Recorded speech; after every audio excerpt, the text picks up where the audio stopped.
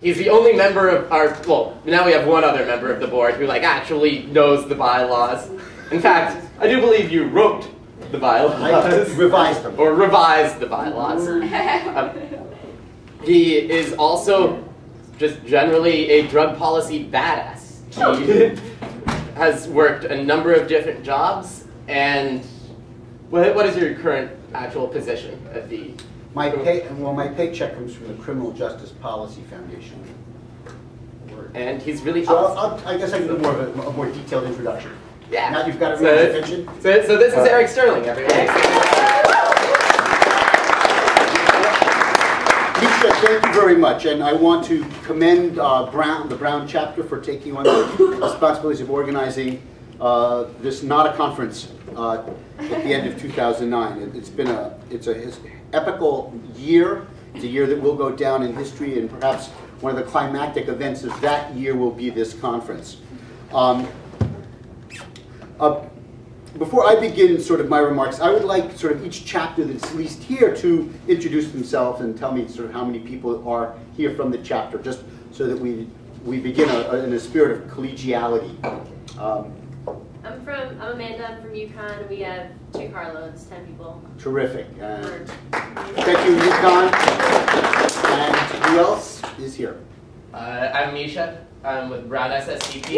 Yeah. We've got a bunch of us here. More people will be trickling in later. Great. So. And any other chapters? I see some folks from Maryland. Yeah, we're Maryland. There Okay. We have 6 people. Great. And who else is here? Ithaca College. We have 2 people. Which Ithaca College. Ithaca. Excellent. Excellent. All the way from New York. Okay. And welcome. You're from what chapter? UConn. UConn. More UConn folks coming in. Yeah. Terrific. Are there any other chapters here at the start that we haven't identified? BU is in the process. Sorry. We're from Westchester University. Yeah. Westchester University in Pennsylvania. Excellent. Excellent. Chester County. Very good. Who here? Just a show of hands. How many of you have been to a regional non-conference before? Raise your hand. Non-conference. This is the first non-conference. Who's been to a regional conference before? I've been to one in Rhode Island in this room. Okay, very good. Very good. And how many of you, let me ask this a different way. How many of you, this is the first conference or non-conference of SSDP you've ever been to? Already a third of the folks in the audience, so fantastic. Welcome. What I'm going to talk about in our keynote, I think, is what I see as the moral imperative of the work that we do. That I'm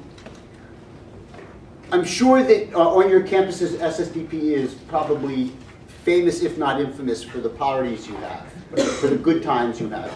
And that's in part because we celebrate using intoxicants that are first-class intoxicants, as opposed to alcohol and other bring-down type intoxicants. And that's all fine. Celebration is an essential part of the human spirit. To celebrate is an activity that should not be suppressed, it should be encouraged. To live in a state of celebration is practically to live in a sacred space. And when we think about, the most important kinds of ritual, we think of those as the sacred rituals. I've got some coffee coming, and and you can just leave hold the rest of that until later. Coffee's priority. Standing here, of course, using coffee, is one of the many drugs that is socially approved in our culture. And what brings us then to the moral imperative is the persecution of people for the choices of the drugs that they use. I'm a little bit of the student of the history of American drug policy. I taught a course in international drug policy at American University in the mid-1980s, and sort of began looking back at the origin of the laws that controlled drugs. And a key part of what was the concern of what was called addiction, the state of being addicted. Now, know that I am addicted to nicotine, that if I were to try to go cold turkey and withdraw from nicotine, I'd, within a day or two have really unpleasant headaches. We are, of course, when we think about the use of caffeine worldwide in cola beverages, in tea, and in caffeine, the entire planet, most of the planet is addicted to nicotine, and most of American industry, all of American higher education, the global industry runs on the fuel of caffeine. We know that, of course, many people are addicted to, if I said nicotine, I meant caffeine. I don't. Yeah. I mean, nicotine is I meant caffeine, and I beg your pardon. I need a little caffeine, don't I? Nicotine is a much more powerful addictive substance. But again, there's no stigma really associated to that kind of addiction. But what has developed, and what developed early in the 20th century, even earlier, were the imposition of stigma upon the use of certain kinds of drugs that were, quote, addictive. Primarily the opiates, to another extent, cocaine. And it is the case that if you start using opiates regularly, you will develop a very powerful habituation, and the withdrawal is very unpleasant.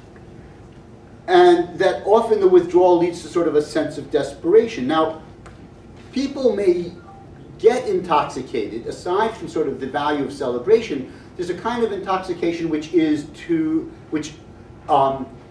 suppresses feelings of shame, suppresses feelings, and one can be ashamed of being poor. One can be ashamed of not speaking the language in the country in which you live. If you're an immigrant, one could be ashamed of having been victimized. We know that in our modern time, the most powerful predictor that a woman is a drug addict is that she has been physically, sexually abused, she's been emotionally abused, she's the victim of abuse in relationship that our culture unfortunately often encourages or tolerates. That kind of use of intoxication, particularly of the opiates, can lead to these senses of desperation. And the culture in the early 20th century began to focus on the desperation around withdrawal and stigmatize the use of drugs. Now, it became so, this stigma became so extensive. By the early 20th century, the Quakers, I went to Haverford College in Philadelphia, so it was a Quaker men's college, it's still a Quaker college, and it was founded by Quakers in 1833. The Quakers used to drink when they were started in the mid-17th century, but by the 18th century they were prominent in the temperance movement in the United States. And by the end of the 19th century, the Quaker testimonies, the guidance that the formal bodies created for people who belonged to the Society of Friends, suggested that it would be improper even to use pain medication, to use opiates for medical purposes. That the stigma became so intense that even for the purpose of relieving pain, this is improper. 2 days ago, Thursday, I was in Tucson. I was at the Symposium of the National Association of Boards of Pharmacy. They, remarkably, were having a day-long program on the legalization of medical marijuana. They had one of the prime organizers was a student from the University of Washington, Sunil Agarwal, who played a prominent role in getting the American Medical Association this fall to change its policy regarding marijuana and whether or not it should still be in Schedule I, which has no accepted use in treatment. Sunil was on the program. His academic advisor, Greg Carter, was on the program. The guy from the Dickinson from the AMA was on the program. So here we are talking to pharmacists. And one of the points that I made, which was one problem with the way in which we persecute around marijuana, is that even today, people who have bona fide medical conditions and use cannabis are the butt of jokes. They're the subject of stigma. if somebody says, well,